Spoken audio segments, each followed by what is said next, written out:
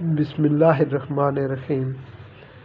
میرے پیارو، انسان بہت عجلت پسند ہے اور اس کی اس عجلت پسندی کی وجہ سے شیطان اس سے ایسے کاموں پر لگاتا ہے جو تقوی کے خلاف، اللہ سبحانہ و تعالیٰ کے حکم کے خلاف اور جناب رسول اللہ صلی اللہ علیہ وسلم کے طریقوں کے خلاف ہوتے ہیں۔